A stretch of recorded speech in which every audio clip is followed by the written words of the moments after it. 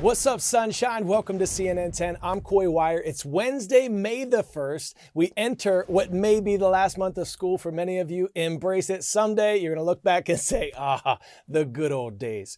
All right, we have two big stories we want to lead with today. First, let's head back to New York City, where pro-Palestinian protests at Columbia have escalated. The university started suspending students on Tuesday after they did not obey a deadline to vacate their encampment on the west lawn of the Manhattan campus. But Columbia did not call in the police to break up the encampment. So hours later, student protesters moved from the encampment and broke into Hamilton Hall, one of the main academic buildings on campus, where they have barricaded themselves inside and draped a banner out the window that reads Hind's Hall. A student group explained the banner honors a 5-year-old girl, Hind Rajab, who was killed in Gaza. Columbia has now shut down the campus to everyone except the students who live in dorms on campus and a small group of essential faculty. Next, we go to Kenya, where sadly, officials now report dozens of people were killed and more than 100 others injured after floods swept through Mahiu, a town in the northwest region of the country. Heavy rain in the region led to flooding, which was further exacerbated by a nearby dam breaking, causing water to rush through the streets. This latest incident comes after floods have inundated Kenya several times since March, killing more than 100 additional people and displacing thousands of Kenyans from their homes. 10-second trivia. Which European capital city is home to a famous structure originally constructed for the 1889 World's Fair? London, Munich, Paris, or Rome? If you said Paris, ooh la la, oui oui. The Eiffel Tower is one of the most famous landmarks in the world, standing some 300 meters or 984 feet up towards the Parisian sky. It is getting more and more expensive to live in many cities around the world. One of the biggest reasons, the rising cost of rent. Some may think that cities offer superfluous activities like all the cultural attractions from museums to shows, all the retail stores and restaurants, but many people like all of those options and may also want to live in cities for more job opportunities. But at the same time, housing can be limited. There's only so much room for developers to build, right? Well, the combination of lots of demand and limited supply drives rent prices up. That's why many cities subsidize housing. That means they use government policy to make housing more affordable. Melissa Bell takes us to Paris to show us how it's working there. The view is second to none, the location as central as they get. But this rent-controlled apartment is now Catherine's for just $800 a month. Bienvenue. La première fois que je l'ai vu, j'ai eu un tel degré d'émotion que je me suis mise à pleurer. And this is the building she was able to move into. Reopened amid great pomp in 2021 after some 16 years of renovation, the Samaritaine is one of the French capital's most iconic spots for luxury shopping and dining, not to mention its 5-star hotel. But the Samaritaine was also obliged, as part of its reconstruction, to include 96 apartments for the city of Paris to let at modest rates. If you let the market act, we will have only empty houses, second homes for foreigners or rich French people. If you want Paris to stay a living city with people inhabiting in the city, we must develop a lot of social holdings. Across Europe, there's a danger of cities turning to museums and ordinary people being pushed out. But here in Paris, there's the added particularity that this was a city entirely redesigned in the mid-19th century. And that's exactly what gives it its beauty, but also what makes it difficult for the city to adapt to the needs of the 21st century. Already, it is 1 in 9 Parisians that benefits. People like Zina, whose place in the Samaritaine development allows her to live close to the central Paris hospital where she works. Comme on dit, c'est un musée à ciel ouvert, c'est agréable. Vraiment, il y fait vraiment très bon vivre. An open-air museum that is now seeking to help those who keep its schools and hospitals running to be able to benefit from them too.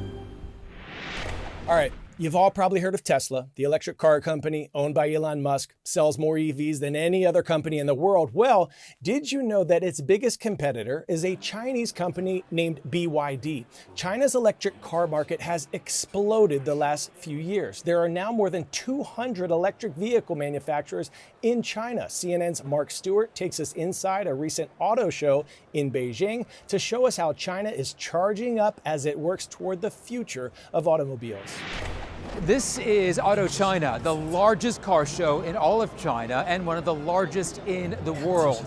There are a few gas-powered cars here, but the real focus is electric. I came here mainly checking on EVs. Now there are many EV brands, so there are lots of options. We like the standout, eye-catching color. There are more than 200 EV makers in China. Take a look over here. This is the line to see the latest offering from Xiaomi. It's a Chinese tech company known for its phones. This is the much talked about Xiaomi SU7.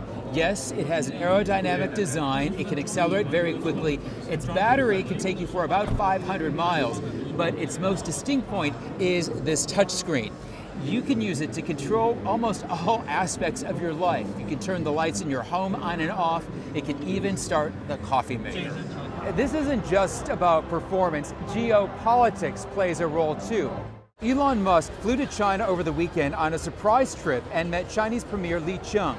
Musk has his biggest overseas Tesla factory in Shanghai, so he has big stakes in China. According to state media, Li said that China is open to foreign business and wants to make it easier for global companies to come here. In addition, Musk said Tesla's Gigafactory in Shanghai is its best performing. Tesla wants to be an even bigger player in the Chinese market in addition to its American base. It's good to see electric vehicles making progress in China. All cars will be electric in the future. As a piece of American technology, Tesla faced lots of restrictions in China out of security concerns. Until this visit, Tesla cars were sometimes not allowed to enter airports, government compounds, and other sensitive areas. Well, this time, after Musk met Li, Chinese authorities announced that such restrictions on Tesla cars are no more because the company's China-made vehicles have passed the country's data security requirements. As Elon Musk looks for success here in China, for Chinese car makers looking to break into the American market, that may not be so easy. Top U.S. officials have expressed concern that Chinese cars could potentially collect data and send it back here to Beijing, a potential blow for China, the world's largest auto exporter. Mark Stewart, CNN, Beijing.